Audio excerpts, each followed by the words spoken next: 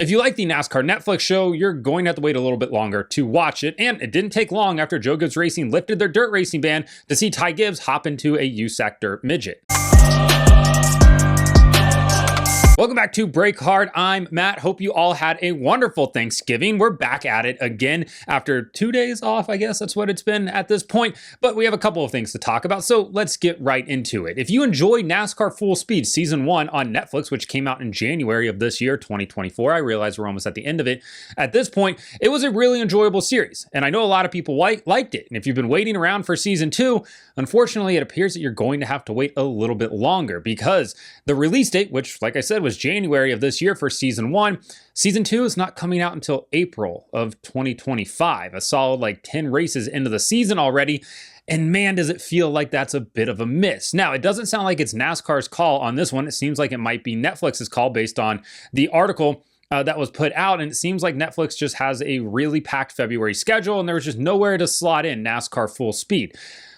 Which sucks. It really sucks because I thoroughly enjoyed Season 1 of Full Speed. I think it's the best stuff that NASCAR Productions has put out in quite some time. I think from a docuseries standpoint, it's exactly what fans have wanted. No, we don't want the Kevin James sitcom series. We want things like that. Docuseries that look in, behind the curtain.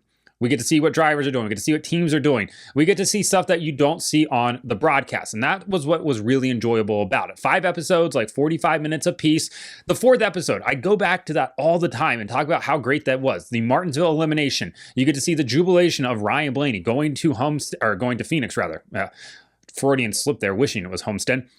You get to see him, knowing that he's locked himself into Phoenix to race for a championship. You see the devastation of Denny Hamlin, Tyler Reddick, the absolute relieved exhaustion of William Byron. It was everything that you could possibly want. And I mean, heck, we're going to have quite the Martinsville episode this year for Season 2 after everything that happened there.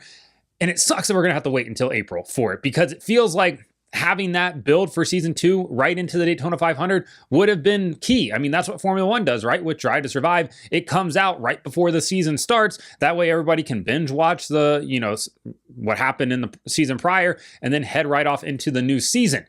And it feels like it's just a swing and a miss. It feels like NASCAR has been relegated to a second-class citizen in this situation.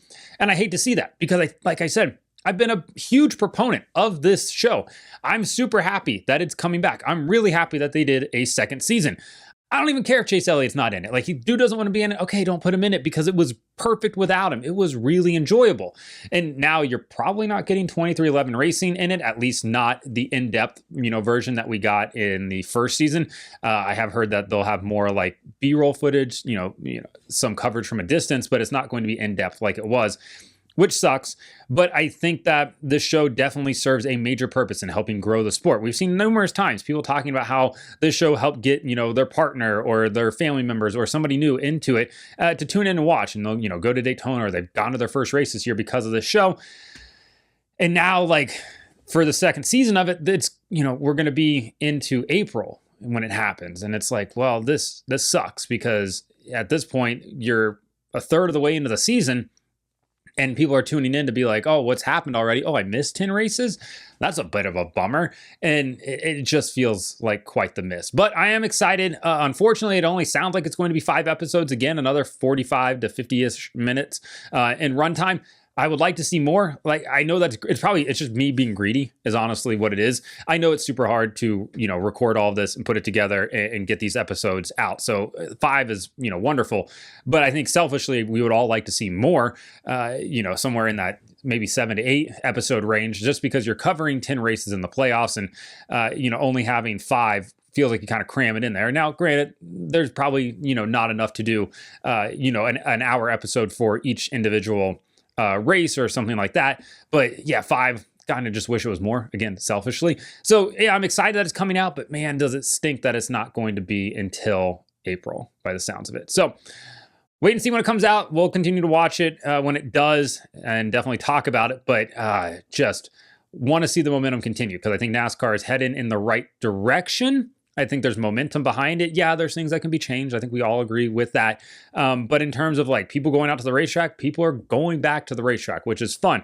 Our viewership was up this year, granted 1%, but like we've talked about, if not for Daytona, Coke 600, Chicago street race, all being affected by weather, that number is probably higher, which is good. And now you just want to see the momentum continue to build. So when it comes out in April, we'll tune in and watch it.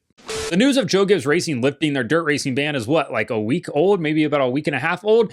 And we already have Ty Gibbs entering his first USAC Dirt Midget race this weekend at the Turkey Night Grand Prix at Ventura Speedway out in California. One of the best backdrops ever for a racetrack. It is literally right on the beach in Ventura, California.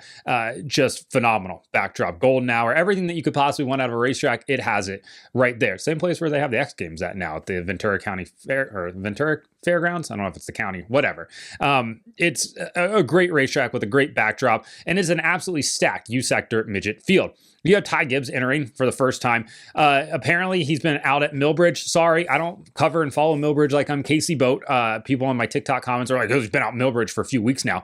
Okay, great. Sorry, I'm not following micro sprint racing. Put me in jail at this point. Just don't care. Would still like to get down to North Carolina and test a micro sprint, which might happen. We'll see what happens there. But for Ty Gibbs, in terms of his USAC debut, this is going to be it on Saturday night. He hot lapped on Friday night out there. Wasn't on the first half. It wasn't on the left side of the speed chart. Well, that was bad. Speed chart, which it was to be expected, right? Like first time ever in a, high competition with the USAC Dirt Midget Series, but he's got stack competition. Not only does he have Kyle Larson and Kyle Busch both in this race as well, he's also got guys like Ryan Timms, Tanner Thorson, Corey Day, all of your dirt racing regulars that typically tour with that series or make, a number of dirt midget starts throughout the year are all going to be in this race, which is going to be really fun to watch. You can watch it on Flow Sports Saturday night. I think the program kicks off at 6:30 with hot laps, 6:30 Eastern time, and then continues on through the night. There's a lot of race cars out there. But for Ty, like his dirt racing experience is pretty limited, right? He has a 10th place finish in the NASCAR Cup Series Bristol Dirt Race. And then apparently he's been out racing micro sprints at Millbridge, which I guess is on Dirt Vision, isn't it? And I'm not buying Dirt Vision to watch Millbridge. Sorry, that's just not happening. So we'll see what happens there. He's driving for Chad Boat Industries, which are very fast race cars, especially from micro sprints all the way up to midgets. They absolutely know what they're doing there. He's in the 81 car. There's been a lot of talk about Ty Gibbs running the Chili Bowl as well, the first week in January, second week in January, whenever that actually happens. And with CBI, would not be shocked to see him show up there as well. Obviously, Kyle Busch has already announced that he's going to it. We'll see if Kyle Larson shows up for it. He's obviously headed down to Australia with High Limit at the end of December, getting back to go to Tulsa. Australia to Tulsa is got to be one of the weirdest type of transitions for sure. So we'll see what happens with all of that. But the Turkey Night Grand Prix, it's a stacked field. I know there's probably somebody out there who's like, it's Grand Prix, dummy. Okay, sure. You can call it Grand Prix. I'm in a Formula One state of mind right now because that's the only series that's still continuing to race until next weekend at Abu Dhabi.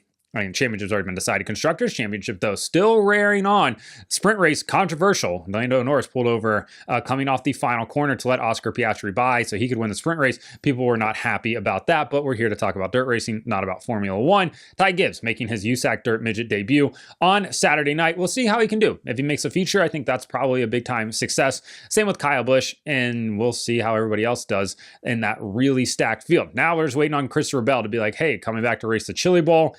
Same with Chase Briscoe. See what his future plans are as well. But didn't take long for Ty Gibbs to be like, all right, thanks for lifting that ban, Granddad. I am hopping into one of these dirt cars. So let me know in the comments what you think about Netflix show not coming out until April, as well as Ty Gibbs getting into a USAC Dirt Midget. Like and subscribe to the channel. Follow me on TikTok at BreakHard, Instagram, Twitter, and Facebook at BreakHardBlog.